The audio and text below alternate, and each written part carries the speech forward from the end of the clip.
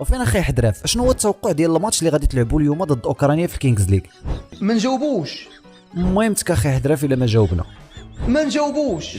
ما بغيتيش تجاوب، ايوا انا غادي نقول لهم التوقع ماشي مشكل، وتبع معايا باش تعرف التوقع ديال هذا الماتش. بالرجوله التوقع ديالي هو ان المنتخب المغربي راه ما غاديش يربح، صعيب انه يربح الصراحه، هذا التوقع ديالي. وماشي تنحقر المنتخب، ولكن التشكيله اللي مشينا بها الكينجز ليغ الصراحه غير مناسبه لهذه البطوله. الكينجز ليغ خصها شويه البراش يطيروا، انا ما كرهتش شي 10 اللعابيه بحال ولاد الظروف كانوا ممكن يجيبوا لنا الكينجز ليغ. انت خايل ولاد الظروف وقول غير كنتنمروا عليك، حنا تنشجعوك وتنكبروا بك، والله خايل ولاد الظروف حتى كان عندنا امل فيك. ولكن هذا الماتش هذا بالرجوله بغيناك تخرج لنا على التوقع ديال ان المنتخب غادي يخسر، وبغيناك تماركي لنا شي بيوت وتربح لنا المنتخب. وبيننا خيل ولاد الظروف يالله، بيننا صاحبي نسى عليك السرجم، ركزي في الشبكه. المهم الاخوان هذا هو التوقع ديالي، ما تنساوش تخليو لي التوقعات ديالكم حتى نتوما دايرين. وفي الاخر قبل ما نساليو الفيديو جبت لكم واحد البلان ناضي، الدراري اللي كيبغيو يتفرجوا في الماتشات وما فيهم ما يقلبوا على فين يتفرجوا، احنا درنا لكم